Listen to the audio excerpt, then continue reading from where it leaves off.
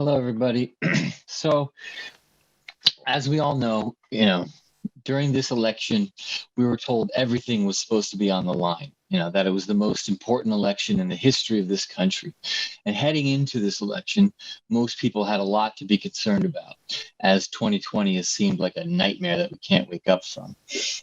First, obviously, there's the virus. And if you don't recall, the first official case was on January 20th. And 11 months later, we've surpassed 240,000 deaths, and it's as if nothing has been done.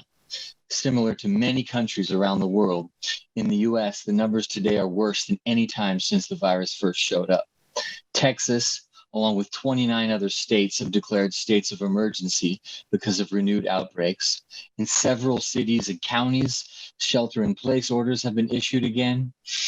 In North Dakota, one of the worst hit, hospitals don't have enough staff and have had to authorize nurses infected with COVID-19 to stay on the floors in order to treat patients who are sick from the virus.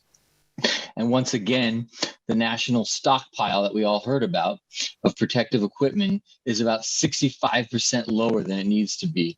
And states are once again having to find their own methods of getting protective equipment to hospitals. And despite all of the talk about the production of ventilators, there are still shortages.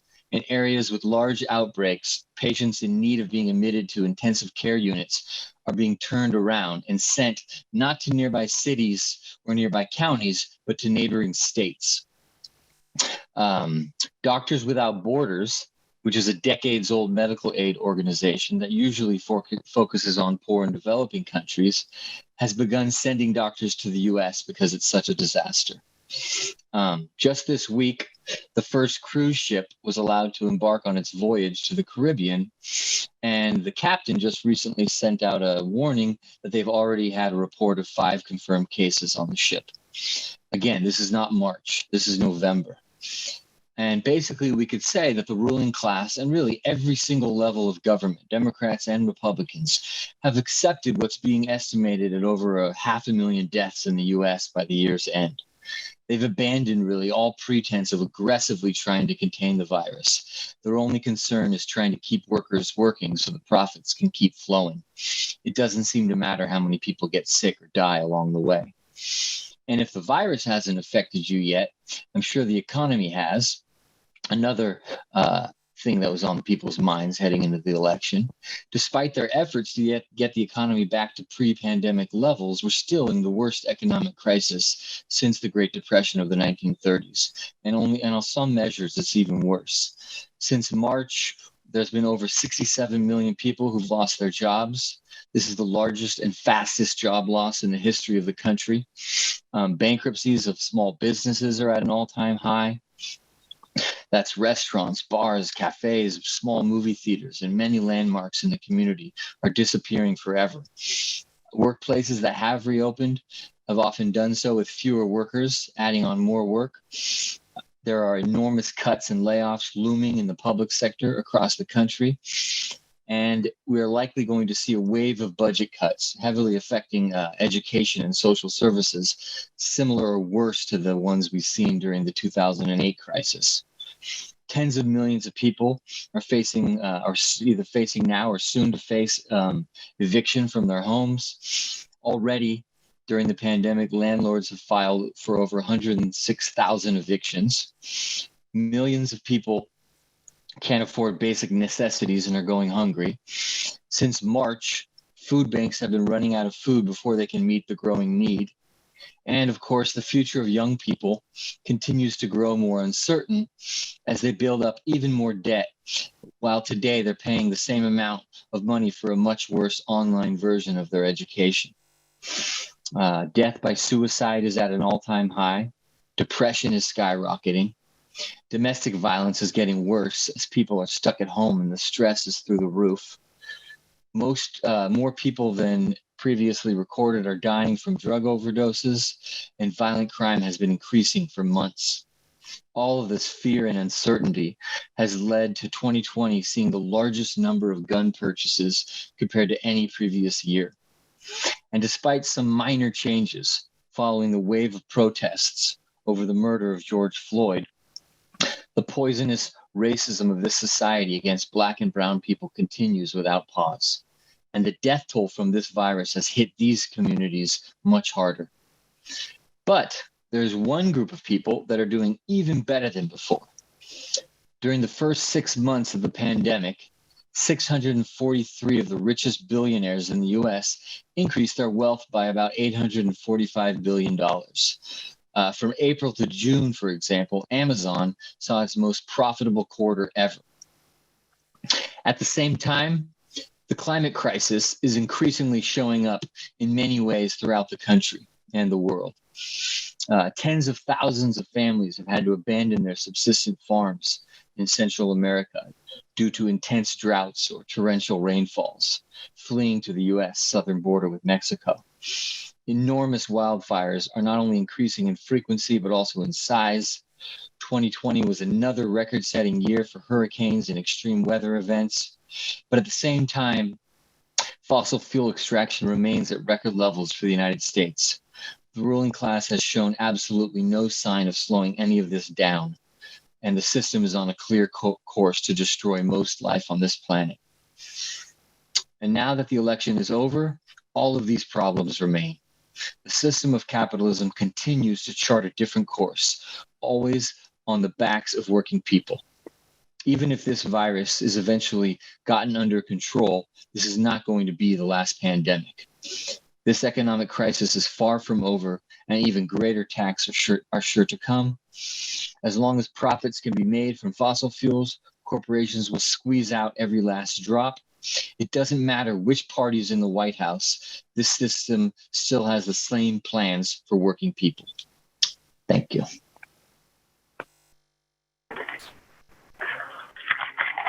Thank you, Mark. Next, we will be hearing from Jolene. Thanks everyone for coming.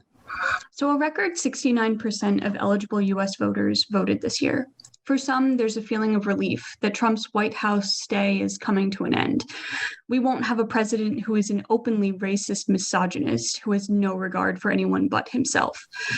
There's even an air of celebration and happiness for some who feel buoyed by the hope that the Democrats will undo some of the damage that Trump has done and bring a return to a calmer, more professional way of running the government.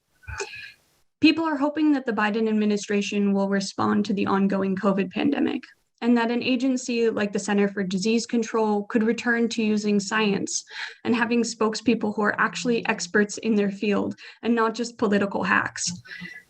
People are hoping that a Biden administration will mean an end to Trump's foreign policy of embracing dictators as cherished friends, like Kim Jong-un in North Korea or the King of Saudi Arabia. But then there are also more than 72 million people who voted for Trump and who are now feeling a mix of disorientation, disappointment, and anger.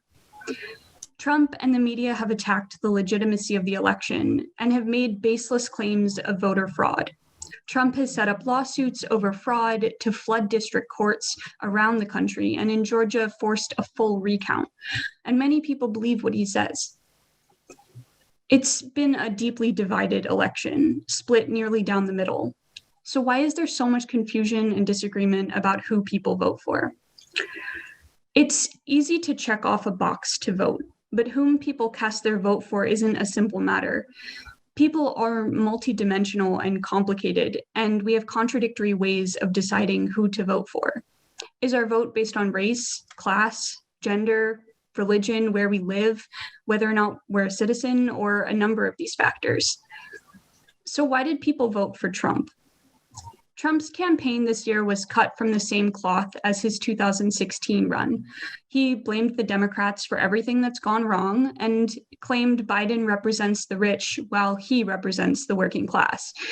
Trump is certainly not what he claims to be, an outsider who's willing to stand up to the system for the working majority. He's a multi-billionaire who owes nearly $1 billion to the banks.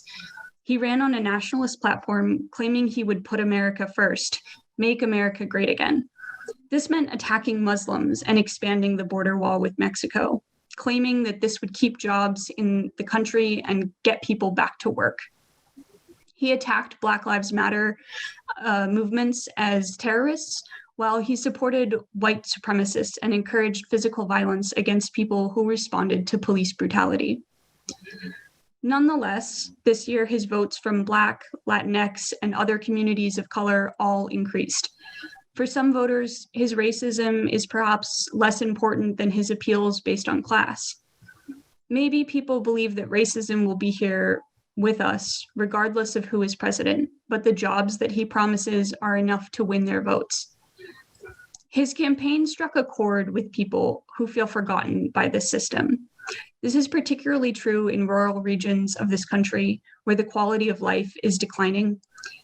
And he speaks to the deep disillusionment and distrust people feel towards a government that has not served their interests for decades.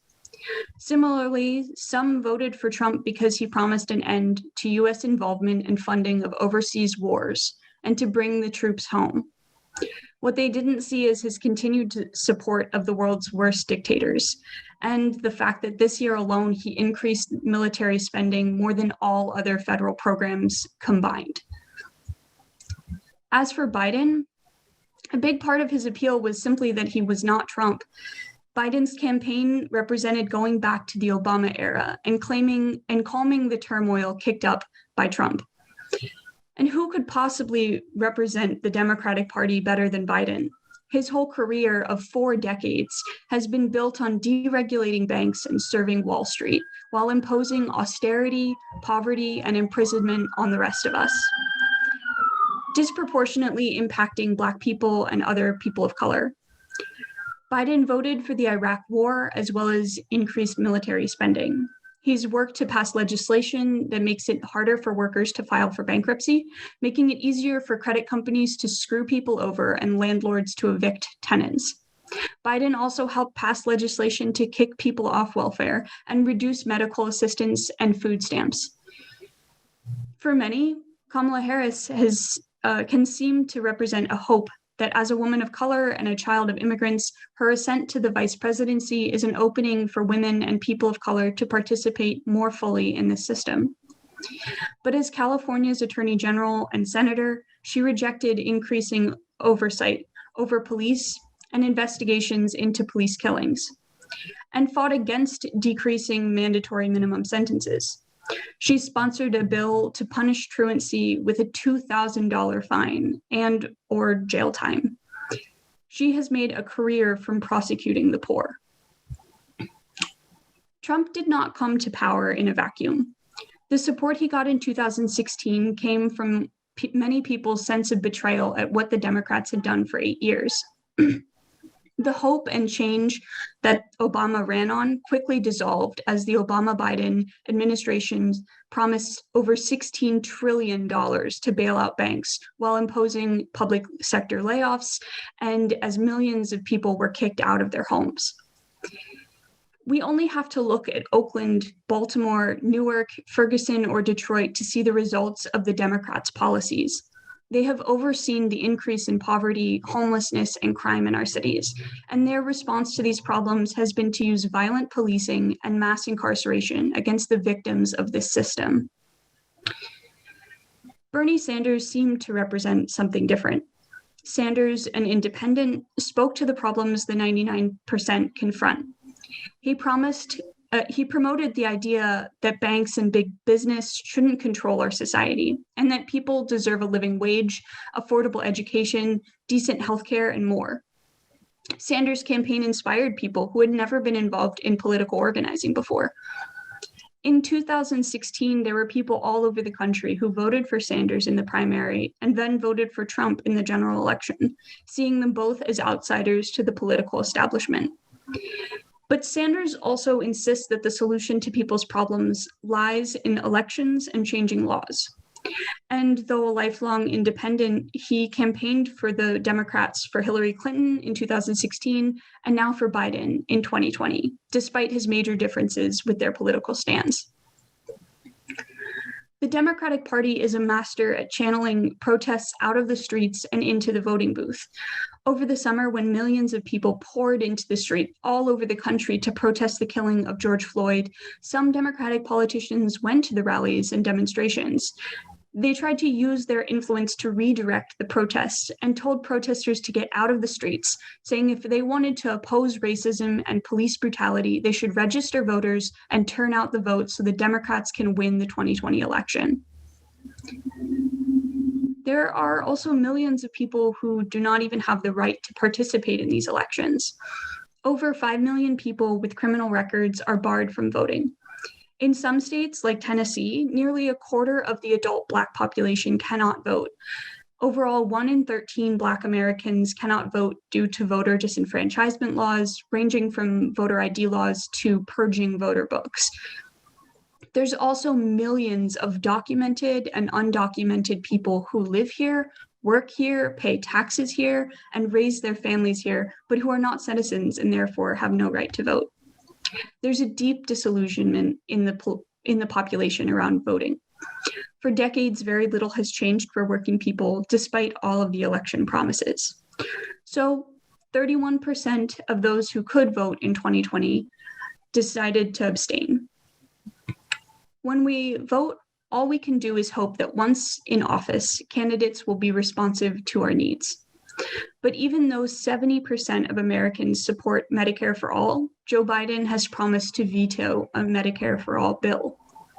90% of Americans believe we're living through climate disruption, and 60% think we need to act now to deal with the climate emergency and make companies and the rich pay for it. But Biden continues to support fracking and talks about measures that will begin to alleviate climate change decades in the future. Once elected, representatives enter a world that is largely protected from accountability to those who elected them.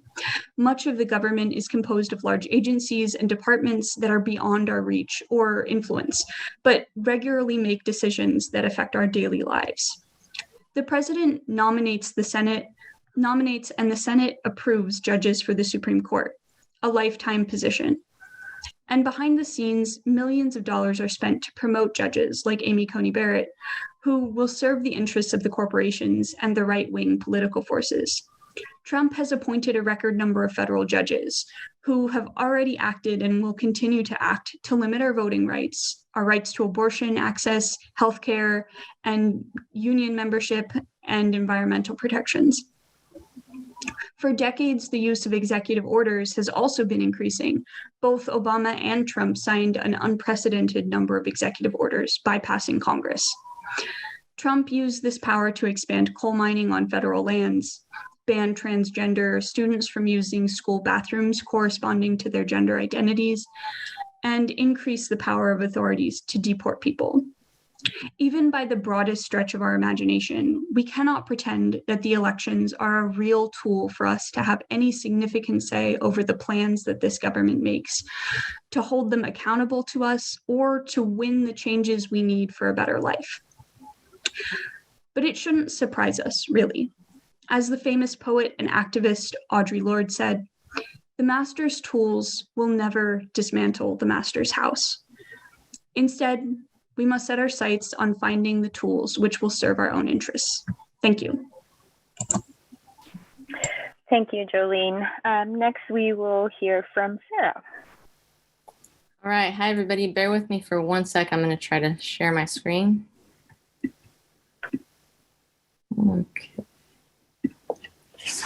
Okay. So we have to start by saying, yes, we face enormous problems, but we also have enormous possibilities. And that's because ordinary people, the 99%, are the ones who do the work to make this whole system go. Up to this point, we've continued to make this system run in the services of the bosses, the billionaires, and the bankers.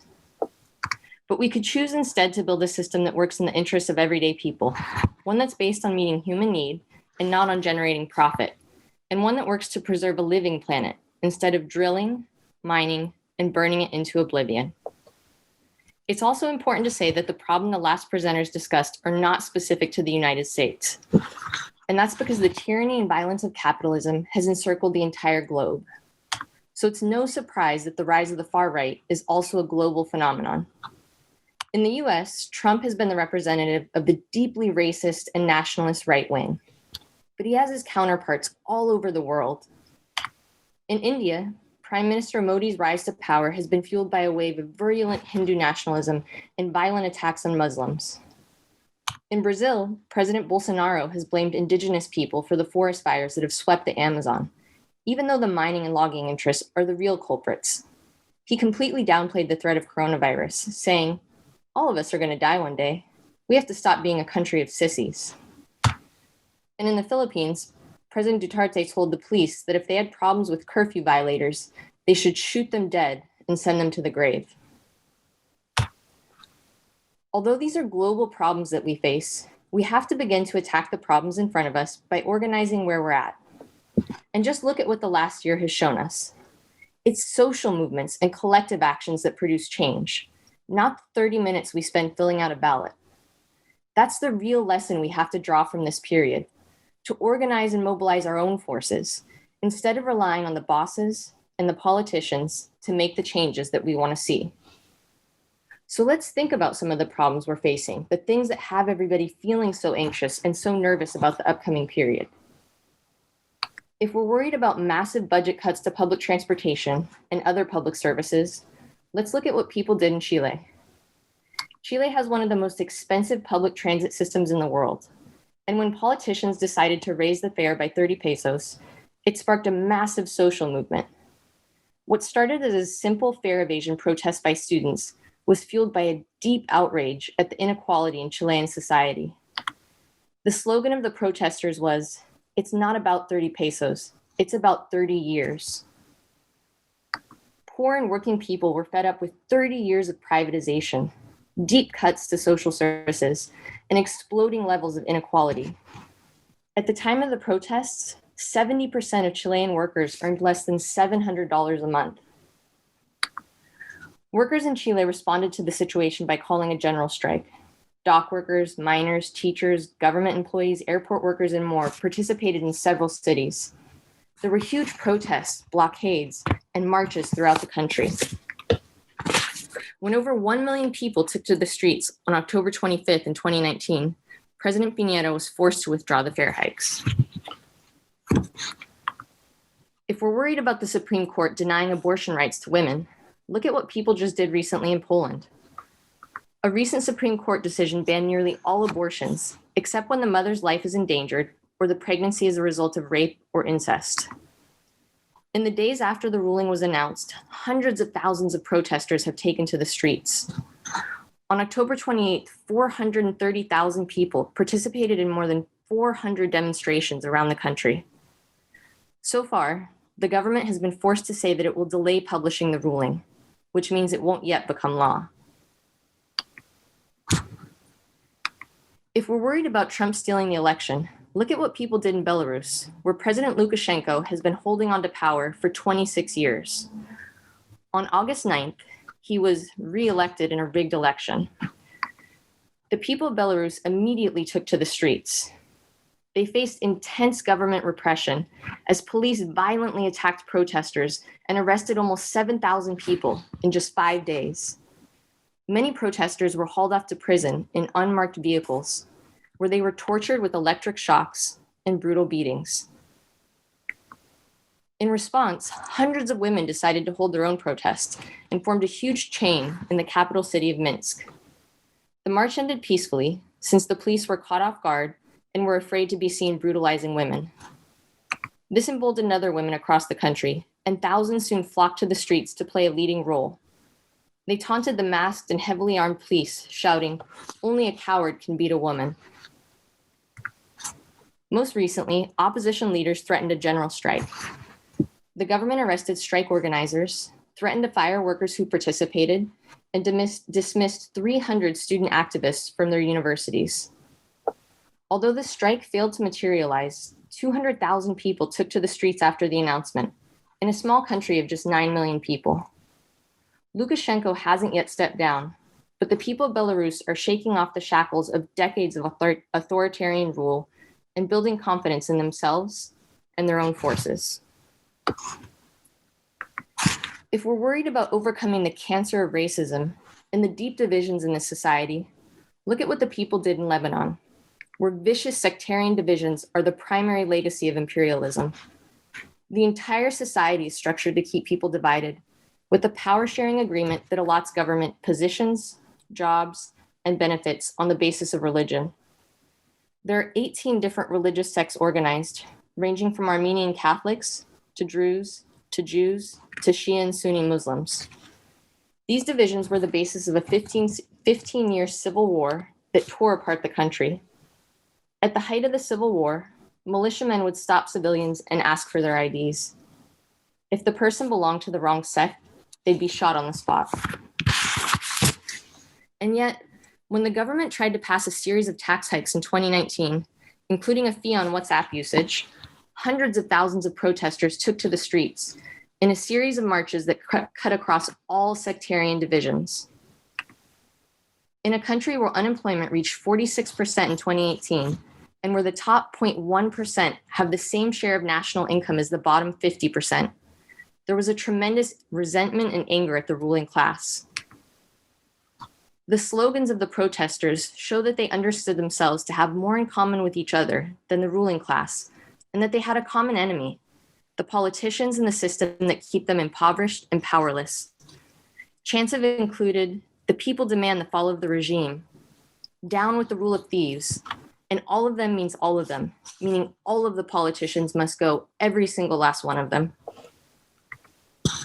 The movement in the streets continued into 2020 and forced the prime minister and his entire cabinet to resign in August.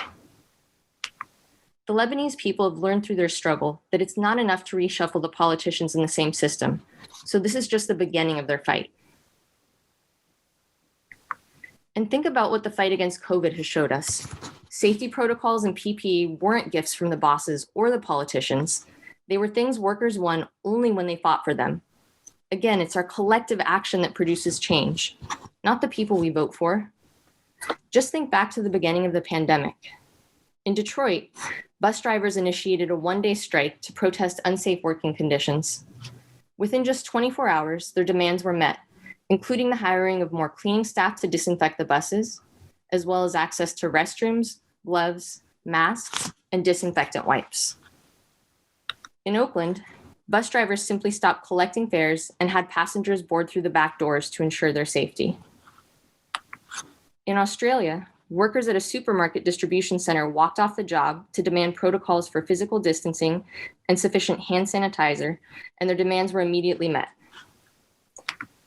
There have been demonstrations at hospitals all over the world, with healthcare workers demanding PPE and adequate safety protection.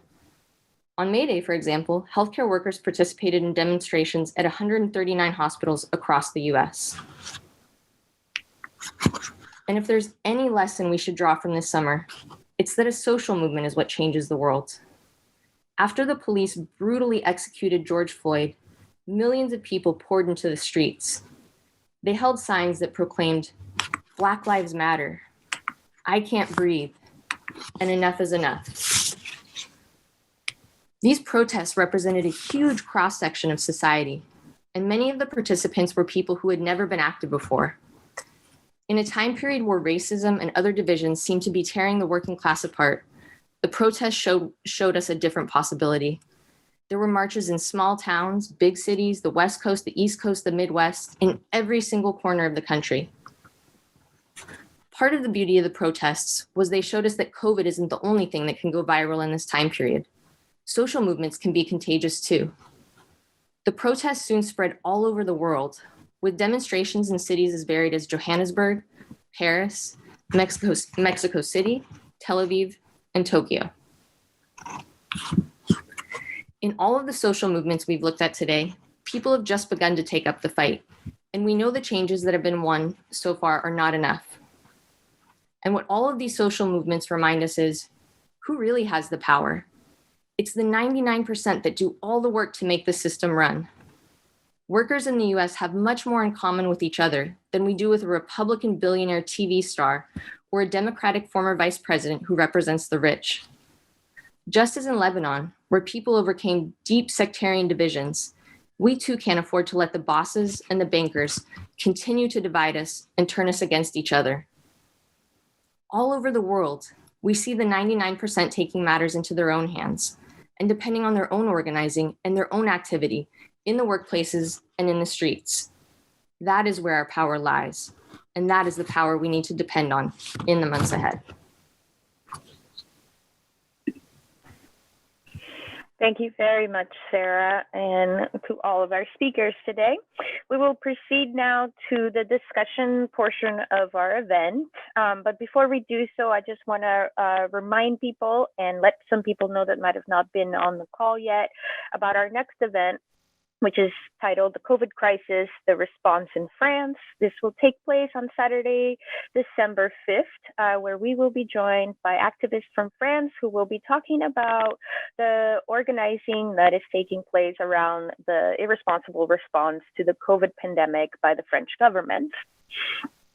So please join us on Saturday, December 15th at 10:30. And as you can see, we have links to our website and to our email list on the chat. So please be sure to get on that so you can get updates and reminders. And now we would like to hear from all of you. So please share your thoughts, comments. If you would like to put your name on the list, you can either raise your hand on the participants section of Zoom, or you can send a message to the person who is named List to Speak, and we will put your name on the list. If you are calling us, if you're using a cell phone or you're calling us directly, you can press *9 to raise your hand and *6 to mute and unmute yourself. We will limit questions or comments to 2 minutes at a time. And when your time is coming up, I will make these handy signs to let you know. And I will also be giving priority to those who haven't spoken yet, so we can hear from a multiplicity of voices. So you can either raise your hand, message, or let us know when you want to say something. At the moment, the list is open. All right. So I have Meg. Hi, everyone. I'm Meg. I'm in Baltimore. I want to thank all the speakers so much for your presentation. I thought it was really exemplified sort of all of the issues around the elections or just how it doesn't go far enough. And I've been thinking a lot about this and the real risk that it poses to place so much blame on Trump. I mean, obviously, he deserves a ton of blame and he's an awful, awful person and is like completely despicable. But I think that these presentations did a really nice job of just depicting, you know, how much he's part of this system that is so much bigger and that does not serve us and the things that we need. And I think it's shocking to hear all of the COVID stats that are still happening now in November. And I've been thinking a lot about this, but at the same time, how much the elections really garnered so much support and momentum from so many people that I haven't heard of being active in politics or even thought about politics in an analytical way before, that were really involved with this election. And thinking about sort of how a character like Trump is really motivating in that way, but also how to shift that discussion and that rhetoric to sort of what Sarah was talking about at the end, with how to really organize people for, to put, rather than putting our effort into something like voting, putting it into these huge mass movements that actually can affect real change, that actually benefits us and doesn't just benefit us in rhetoric. And so I've really been thinking about that a lot, because I've been struggling to interact with people post-election that are either, that are just celebrating and don't want to, think like politics are over for the next 4 years, or are, just there's like a lull, I guess, in that sort of really strong momentum that people had around voting. So I'm curious to hear what other people think about that, or how to interact with folks. Thanks. Thank you, Meg. Next, I have Steve Flay from Seattle. Hi, everybody. Can you hear me? Okay. Thanks very much. The speeches were really great. I just wanted to make a couple of points. I think one of the big problems that the left has is that most people on the liberal, even to some people who consider themselves socialists, they see themselves as advisors to the Democratic Party. So they want to say, well, if Bernie Sanders had been the candidate, he would have done a better job than Biden and that kind of thing. And they will want to tell the Democrats how they can do better in the future. They will argue that slightly more left-wing positions will get them more votes and that kind of stuff. And so I think that our position in favor of independence from the Democratic Party is going to be just as relevant now as it was right before the election. To the extent that the people in movements see themselves as advisors to the Democrats and apologize for the Democrats because, after all, the Senate might be in Republican hands, et cetera. And so what do you expect the Democrats to do and all that? It'll weaken the movements. We need to stress very strongly that it is movement, grassroots movements, especially working class movements, that can really put the pressure on and win reforms no matter who's in office. So in 2018, the red state revolts of the teachers won education funding from Republican legislatures, et cetera. And so that, I think that's one of the main points that we really need to get across. And as far as I think that one of the points Jolene made, I think is really important. Trump voters are not a uniform. They're hardcore MAGA hat wearing, white supremacists, et cetera. But there are also people who just felt they didn't have much of a choice and they voted for Trump. They can be won over time, maybe not immediately, but over time, if we put forward demands that further the interests of ordinary working people. So, and right now, only 3% in the latest opinion poll believe that Trump won the election. So I think we have a lot of room for organizing, and I think people ought to be optimistic about the prospects, especially as the economic crisis gets worse. Thank you. Thank you, Steve. All right. Next, we have Yolanda Chavez. Hi. First of all, can you hear me? Yes. Okay. I want to thank Mark, Jolene, and Sarah for their great presentation. It's a lot of great information, and, I know Sarah spoke about the 99%.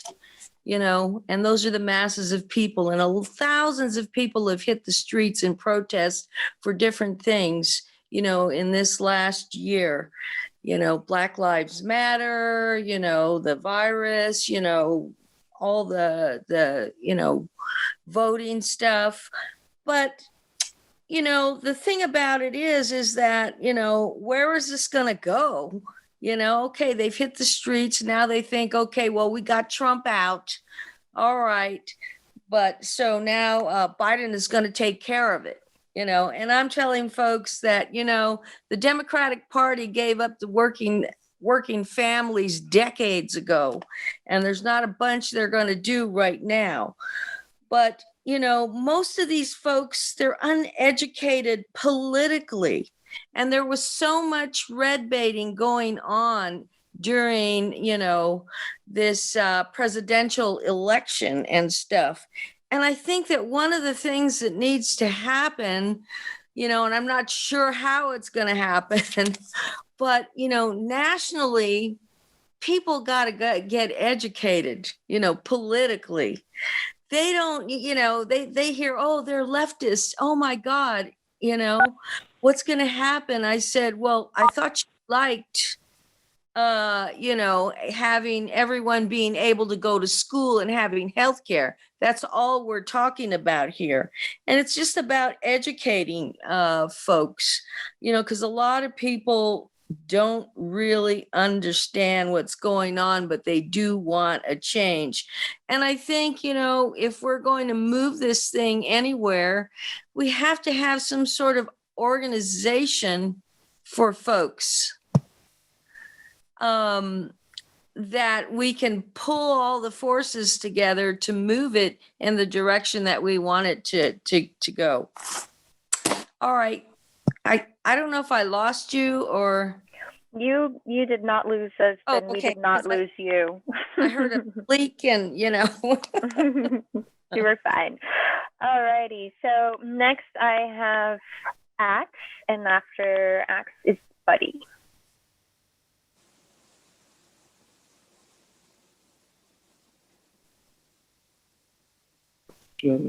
Hey, thank you. I was figuring out, okay.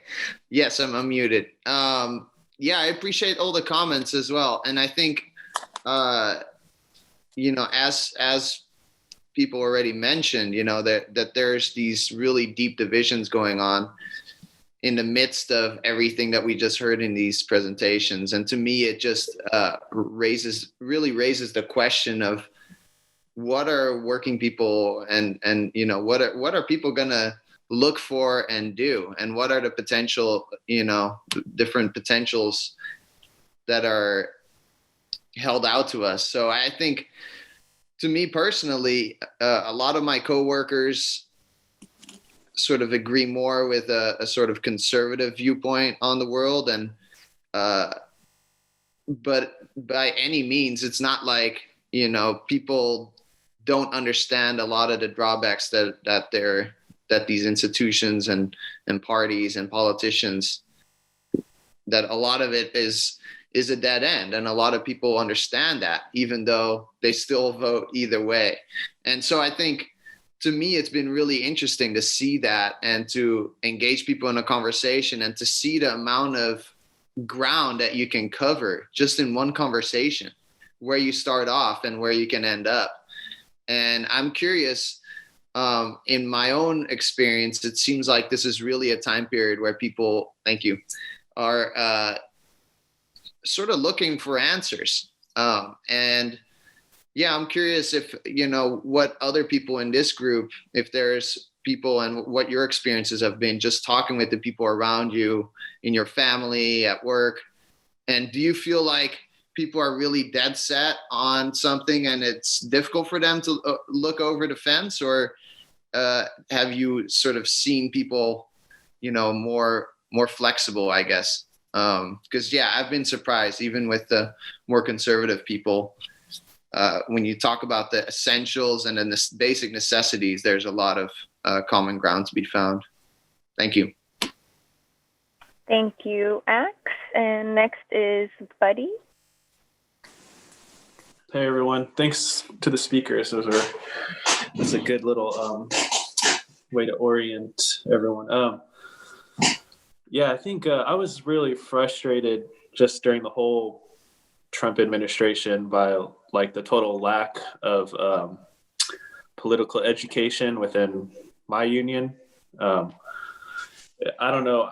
I'm guessing it's similar in other workplaces. It just seems like the unions in general make no attempt to influence or establish any type of sort of independent analysis, to the point where you've got, I see people still really supporting the Republican and conservative vote strategically, even when it's presented to them that they could potentially see layoffs if that whole Senate stuff goes the Republicans' way and all that. So but I just think it's one of those opportunities, the Democrats, just like Obama, they're going to let people down. They're going to let the working class down. I really think they're going to hang us out to dry. So it's a opportunity to sort of,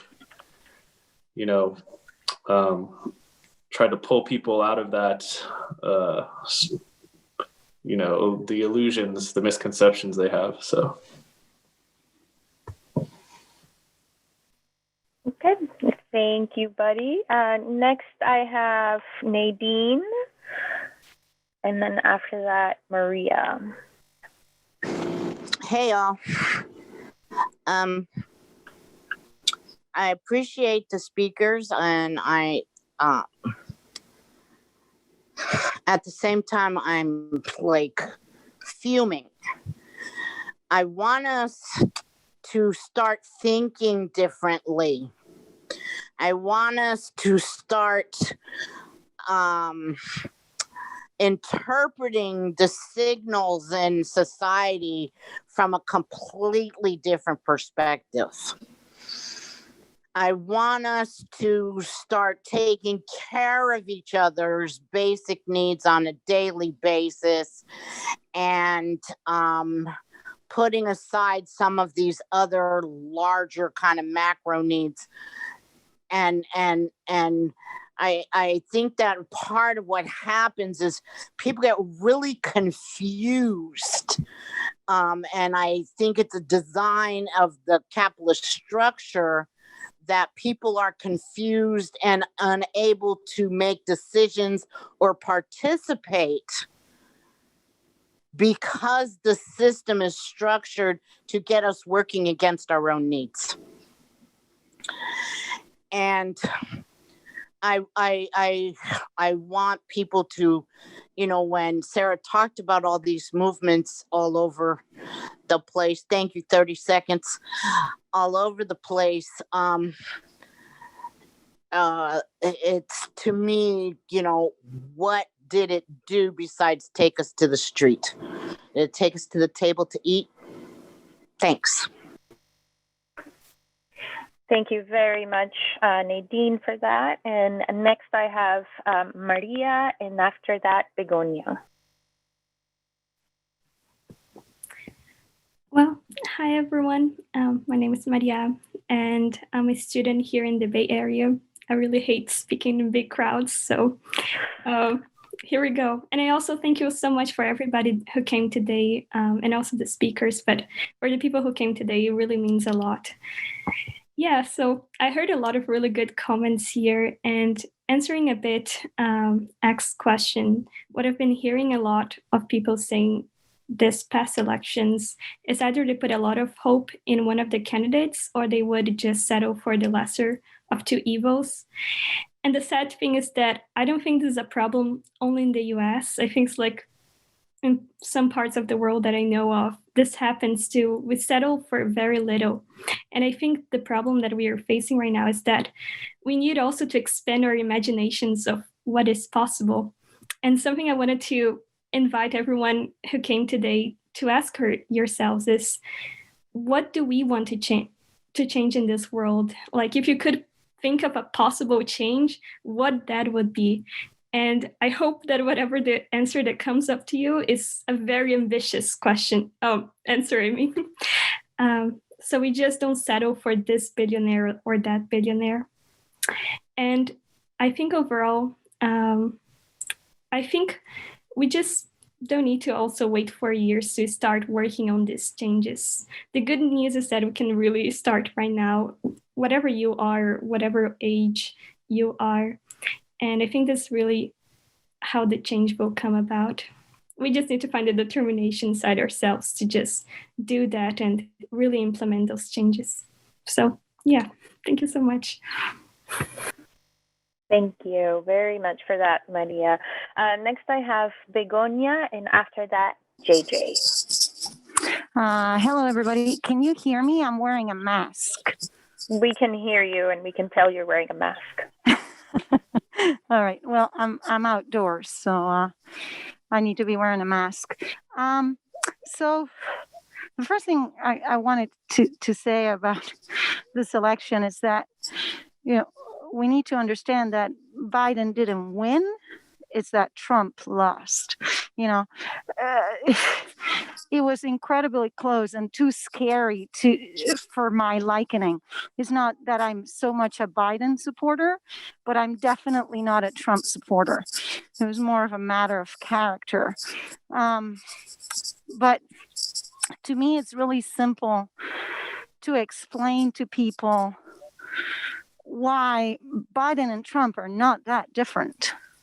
I mean, Biden may not be a racist and so on, but they're both corporate politicians. They both will go after whoever puts the more money into their party. That's what they're going to follow, whether it's against their politics or not.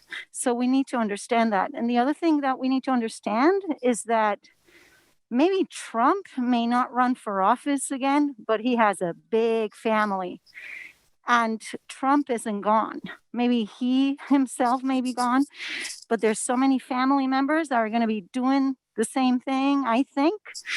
And we're going to see more Trumps in elections coming up. So we can't really just relax because Trump isn't there for now. He is there and he will stay there in the Republican Party.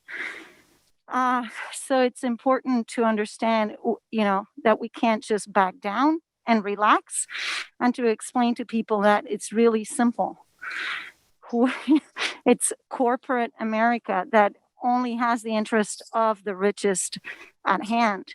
And it's very easy to prove in both sides. So we really need a progressive movement to help us get out of that situation, of this situation.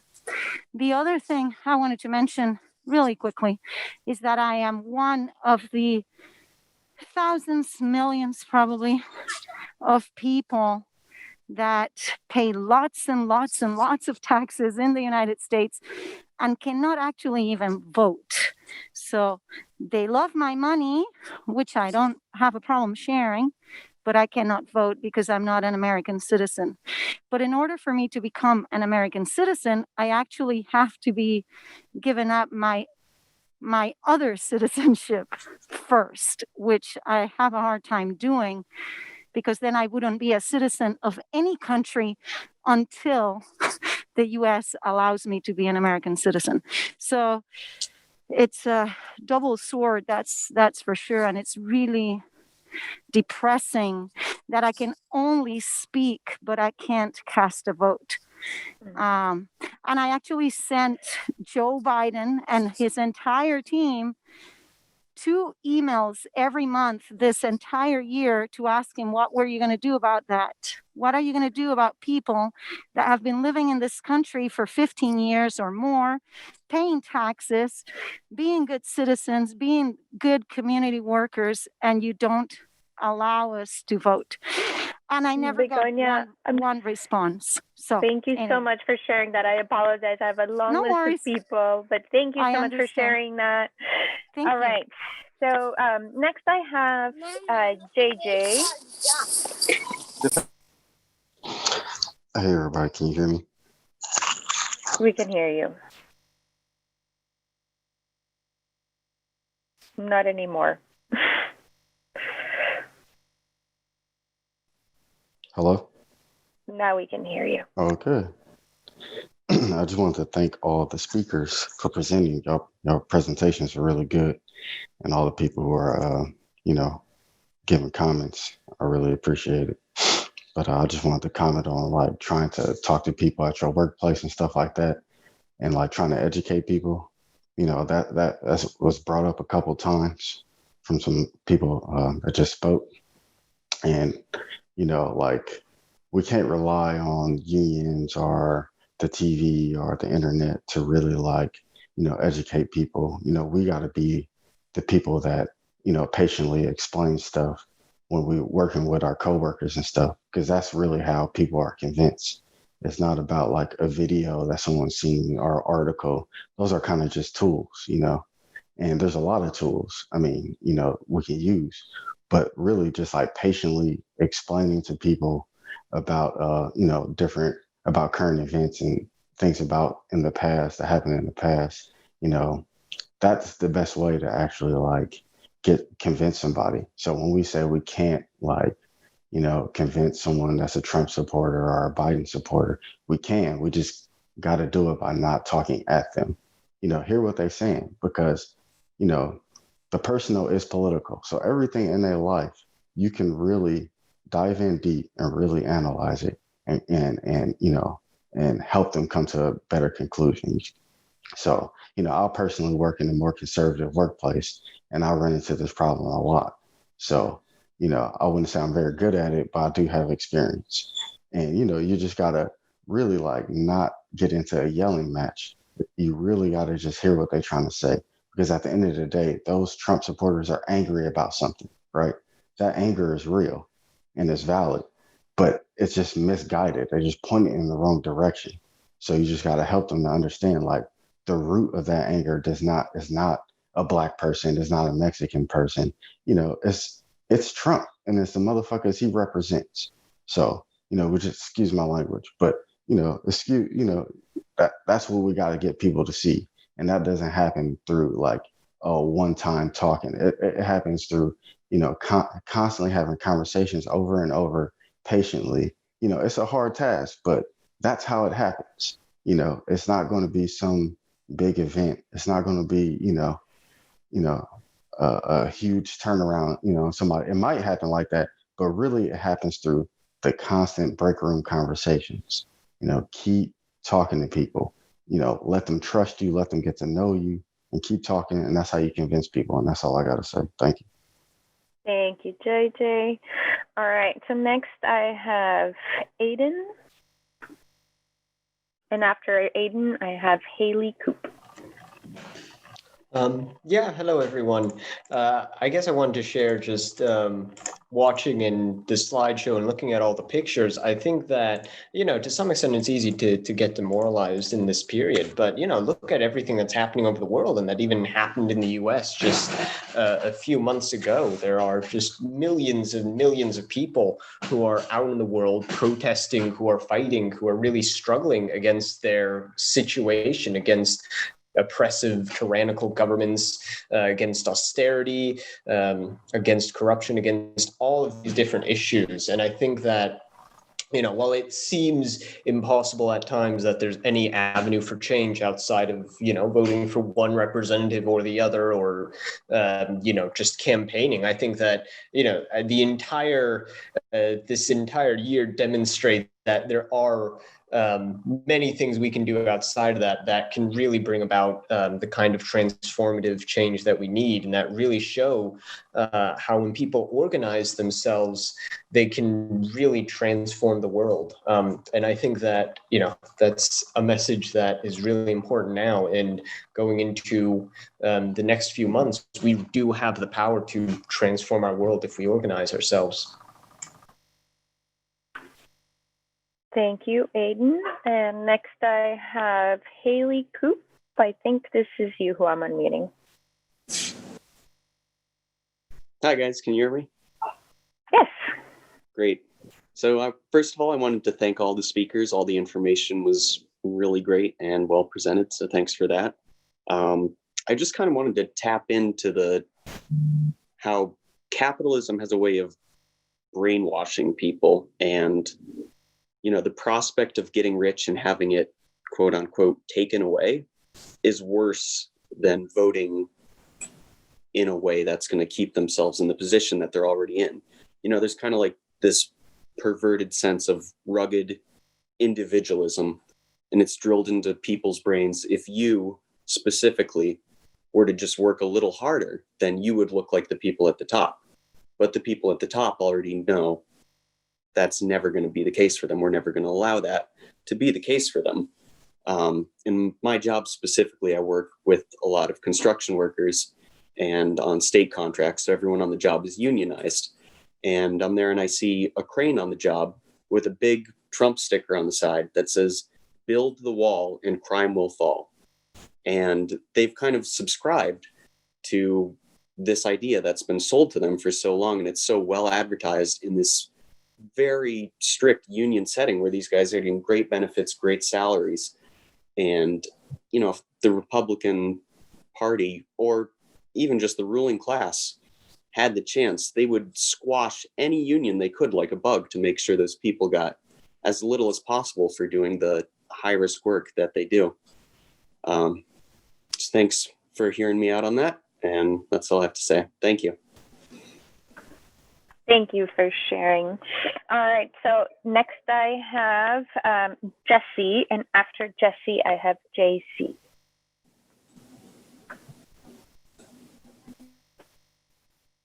I'm trying to unmute you, Jesse.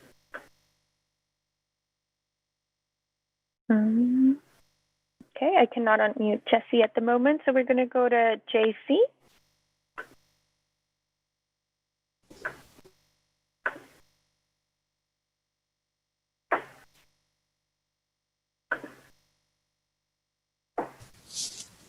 Okay. Yes. Thanks, everyone. All the presenters, great job. I really like the presentations. Just wanted to make a few comments. I think with Biden as president, I think he will be forced to respond to the situation. To what degree, to what extent remains to be seen. Will it be enough? I really doubt it. I think history tells us a lot. You know, in 2008, Obama responded to the crisis by bailing out the banks and the corporations first, and then handing us some breadcrumbs to keep us somewhat happy. So I think it's going to be a very similar situation, very minimalistic response. One, I think, two, you know, I'm connected to some folks that who saw Trump as like sort of a huge focus for them. They really wanted to get rid of him. He was a distraction, horrible. He was creating a lot of divisions in society. Trump is gone now, which is great, right? And so now that he's gone, I think the question for us now is like, what do we do now? You know, that's really when the work really begins. And how do we begin to sort of organize ourselves now that this distraction is out of the way? So just something to think about. The other thing is Trump is gone, but his reactionary ideas are not gone, obviously. Biden did not win by a landslide. We're still very divided right now. And I think that's going to be a challenge for us. I think for us as organizers, we really had to sort of present this idea that it's not about a left or a right thing. It's really more of a top down. It's like Mark said, you know, during this time period, there's been people at the top that who have benefited greatly during this time period. And so we got to sort of put that perspective forth and let people or have people realize that. Otherwise, we're just going to be fighting for breadcrumbs again. To sort of address Axel's question earlier about what we've been hearing from people at work and people we're connected with, people that I know who voted for Biden did so very reluctantly. I think they weren't totally motivated to have him as president, but they really didn't have another option, obviously, because of who the other option was. And so I think this really opens up an opportunity for us to really engage with folks about what are the other options? What can we do ourselves, and how can we really get ourselves out of this situation we find ourselves in? So that's all I had. Alrighty, so next I have Jesse. Sorry that I couldn't unmute you earlier. Hi, everybody. Sorry, I forgot that I can't have my phone on speakerphone with my video. And you guys have said so many stimulating things that it's hard to actually remember any of the stuff that I wanted to say. But just real quick, I am one of those people that was a Bernie Sanders supporter, and I switched my vote to Biden because duh. And I'm also one of those people who has come to believe over the last 4 years that it's impossible to have those workplace discussions with other conservatives, or if you work with conservatives, to convince them. So I'm very much isolated, not only from conservatives, but from people in general because of COVID. So hopefully this is a chance to make those connections and continue developing my ideas. But one thought that's been reoccurring for me a lot lately is that the left just isn't ready to go all the way in a lot of ways. Like, the right is playing a zero-sum game, and the left is interested in equality for all and figuring out how to make everybody winners. And I'm kind of concerned that if we don't come down hard on racism and misogyny in this country, like, I know we won't, but it needs to happen. I just feel like Biden needs to step up, and the left needs to step up and not be afraid of giving out punishment that's equal to the crime, so to speak.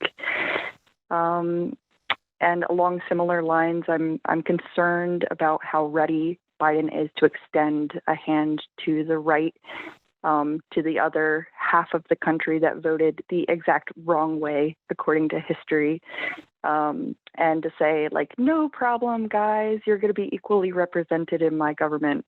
That's really concerning to me because despite everything else, despite lots of people on the left being afraid to vote for Biden, they did. We had the biggest voter turnout ever. It's worth reaching out to the people that actually supported him and saying, I'm going to represent you 100%. So that's what I'm hoping from Biden, from Biden. And I'm starting to get a little nervous that that's not what we're about to see in this upcoming administration. Thank you, Jesse. Next, I have Stella. Hi. Thank you, everybody, for the presentation, the really interesting conversation.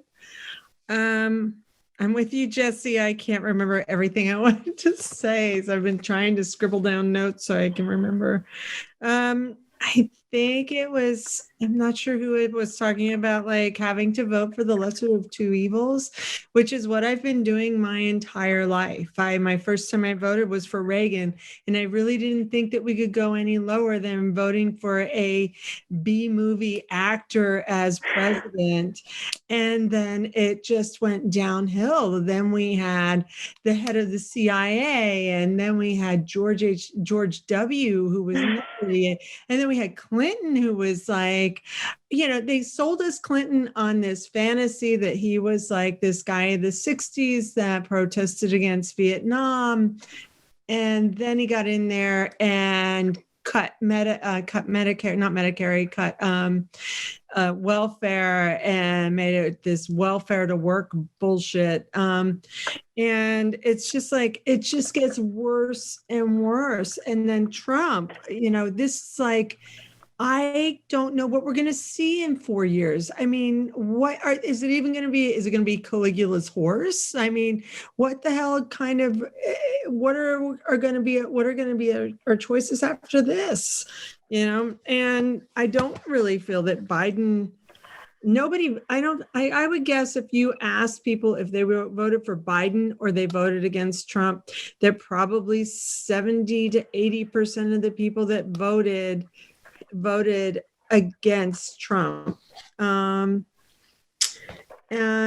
the other thing I wanted to bring up was in response to JJ and talking to Trumpers and talking to other workers, I found that like the best thing to do is when you're talking to them is you find common ground. You talk to people who are working in trades, and you talk about the architects not knowing who really knows what to do. The people that really know what to do are the people that are working and doing the job, right?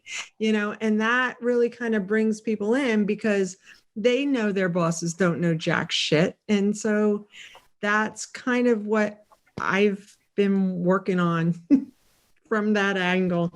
All right. Well, thank you guys for everything. This has been great. Thank you, Stella, for sharing with us. Next, I have David Bird and Michael Granit, and I just want to do a little bit of a time check for everybody. Our expectation is to end around 5:30 or so, so probably going to be closing the speaking list after the people that we have on. David Bird and Michael Granit is after. Hey, can you hear me? Yes. Cool.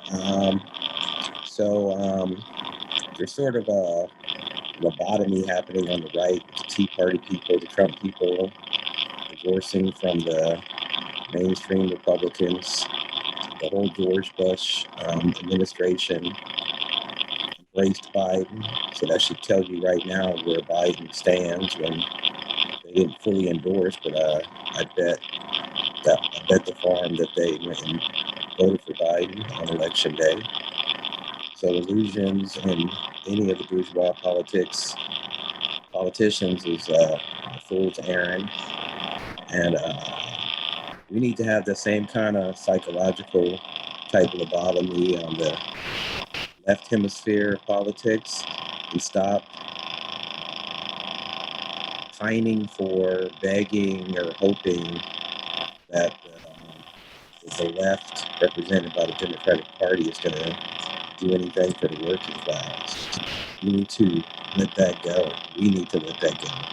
I know many of us who think of ourselves as organized and radical. Our family members are Democrats. We love them. But we must not love their politics. We cannot put any illusions and hope for people like Joseph Biden, who eulogized Robert Byrd and called Strom Thurmond his mentor, to believe that these people are going to do anything for us. Not here, not in England and Clyburn or any place else where capitalists are running. Forget about it. Thank you. Thank you, David. Next, I have Michael Granit. Hello, everybody. Yeah, thank you for the speakers. I appreciate a lot of the comments I've been hearing too. And I appreciate that Stella actually talked right before me, because that was actually the point that I was going to bring up. I mean, in my adult life, every election, that I've been able to vote in has been like one of these kind of like lesser of two evil kind of things. And, there were various levels of being a little bit more enthusiastic or hopeful that something was going to change, and just keeps like going down and down and down and down. And that's just been my experience. But so that gives me a little more time, hopefully not too much for the time allowed, but to bring up another thing that I've been thinking of that has come up in these discussions. And what I'm finding now, like circumstances right now remind me a lot of how after some real traumatic event or something that hits a lot of people in the country, how there's like sort of a limited window of opportunity to kind of act and to make some change. And what my experience has been is like after the Rodney King, there was a whole period of time where people were out on the streets, they were doing a lot of stuff. And when I would go around, I'd find that people were really wanting to talk and find out what was going on. There was a lot of traumatic kind of things, and especially being a person of color going into, white neighborhoods or whatever, there were like the whole opening kind of thing that was a limited kind of window of opportunity. And the same thing kind of was going on after Desert Storm. Like when there were big protests out in the streets. Like I was in San Francisco at the time, so there's a lot of stuff going on Market Street. It's a limited window, and if we can take the opportunity to reach as many people, talk to as many people with the shock that the system is going through post-Trump, I think we have a chance to make some change. Thank you. Very good. The signs are so effective. Okay. Next, I have Jay. Hi. Thanks to the presenters. It was really great. I appreciate it. So I live in a very rural, white working class community in New Jersey that overwhelmingly votes for Trump, although Bernie did win the primary out here. So, and when I talk to people, I work at a tow yard. When I talk to my coworkers, like the mechanics, the people who come in, some of which are members of the 3% militia group, two things I find like really interesting. One is that everyone is very thirsty for economic material change, like social services, Medicare for all, like all these things. Nobody has a problem with this. Like a lot of libertarian mindset is life, liberty, and the pursuit of happiness can't be achieved without physical health. So these are people who do support a Medicare for all kind of plan. But at the same time, all they really kind of gravitate around are cultural issues because that's all they're being offered. And they put all of their eggs in the basket of Trump. And now that Trump is gone, they're starting to talk about how like in history, things don't really change if people don't come together to change them. So I find that interesting and I wanted to share. And the other thing I wanted to share was that I think that there are, sadly, where the Democrats don't seem to have it in the same configuration, there are people on the right like Tom Cotton or Dan Crenshaw, just to think of two, who do say the words working class quite regularly and do talk about material needs for working class people. And I think that there is a push from Republicans to try to make themselves or frame themselves as the party of the working class. Thanks for letting me share. Thank you, Jay. Next, we have Bob and Z from Baltimore. Thank you. And thanks to all the speakers. I had three quick things I'm Bob. That's Z. I had three quick things I wanted to mention on what Jesse was saying about how hard it is to convince people who believe differently. I agree. I first started trying to do that about 60 years ago, and somehow I'm still trying.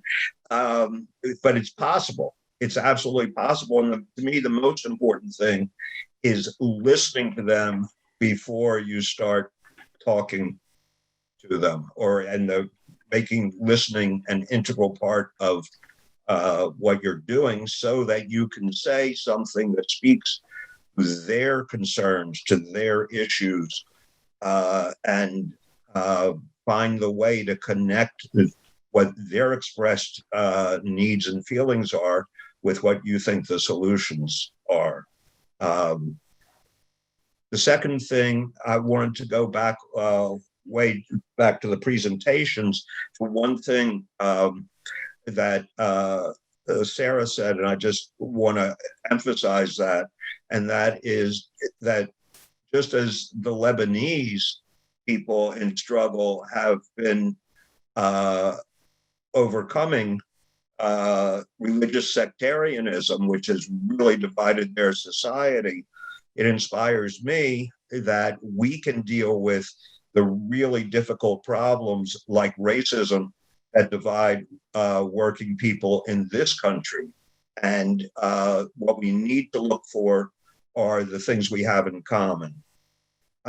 With 30 seconds, I will just close by saying that Begonia was talking about fearing not being a citizen of any country because rights are tied to citizenship.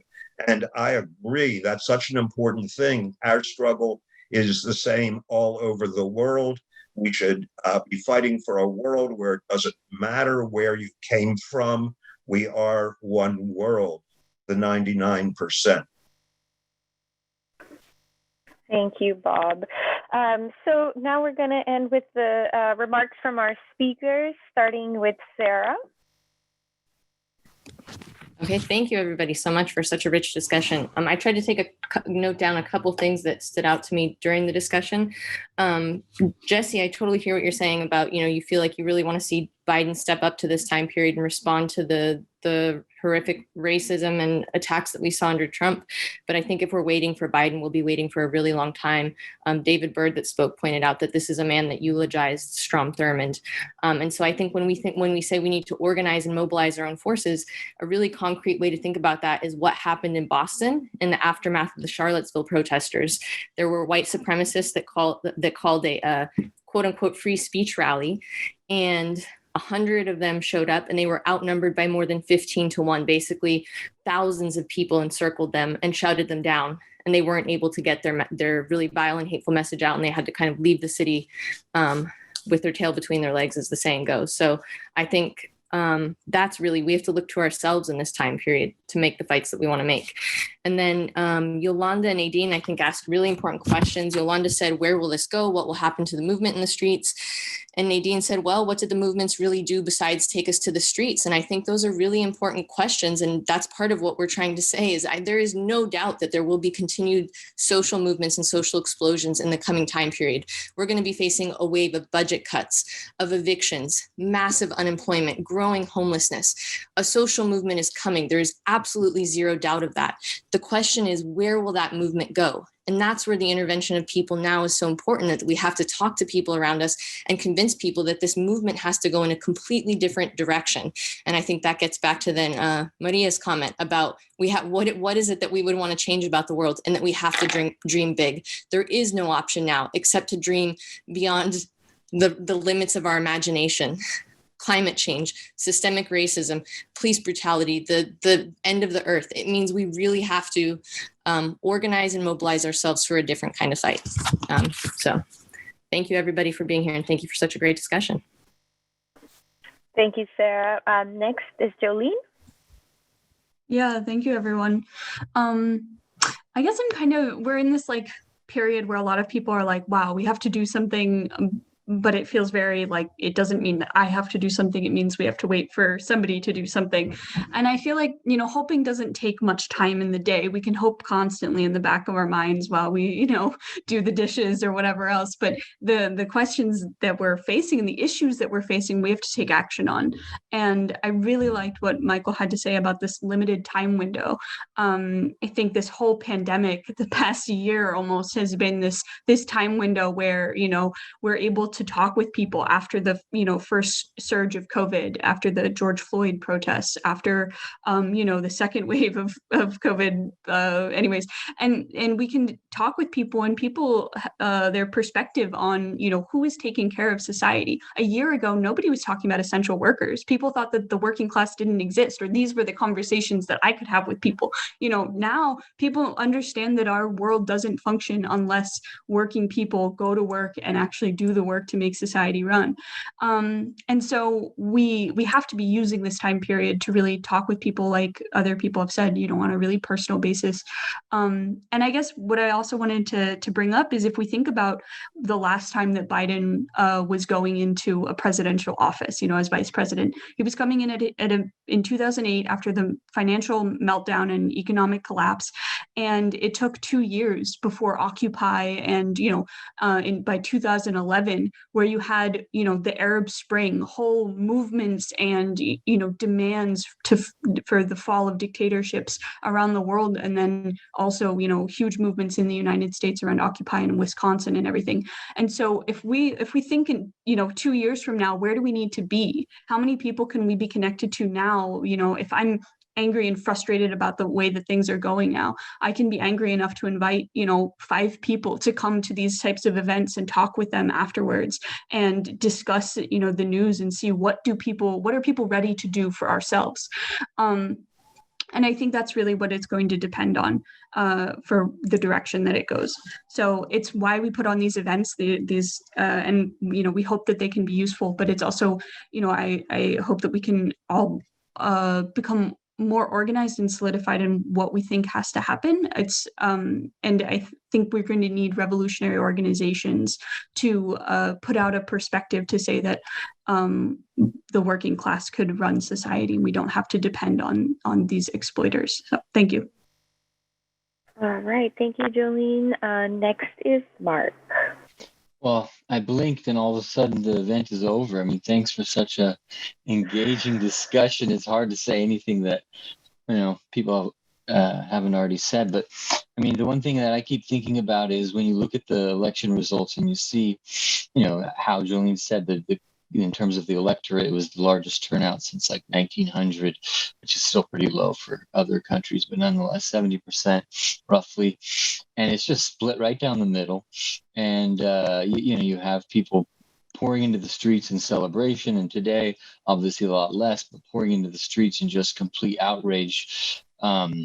And I think, if you're the head of Goldman Sachs or General Electric or Chevron or whatever you're looking like, what a great situation to be in. We have the country totally divided. We don't have to worry about people fighting back because they're at each other's throats, and they see that the real people who are on their side are their enemies. And they love to talk about this. I mean, just sit and watch the news and flip through all the different channels, including, Fox and OAN and Newsmax, and you just see this is a propaganda machine that is there to divide us, make us feel powerless, and make us look to the powers that be to get things done, but then also to already be writing off, oh, nothing can get done because look at the Senate, look at the divisions, another situation that the ruling class must love, where you have one party in the executive branch and then a split in the Congress. So then they always have a wonderful excuse to say why nothing got done. It wasn't because they weren't going to do anything anyway. It was only because there was this opposition party that blocked us at every turn. And it's a bunch of nonsense. And I think the important thing is that when movements begin, okay, not a lot of things change, but when a movement begins and people pour into the streets, it's the beginning of people saying it depends on what we do. It depends on our own forces to do something. And that is important because that means people are decreasing their dependence on the system. And I think that's a very good thing. So I think, as people have said, we have a lot in front of us. A lot of problems that are dangling over us, and this system has nothing to offer with regards to any of them except more attacks. And well, I hope to see all of you in the streets and in organizing and on future events, and hopefully this is just the beginning of something. So thank you.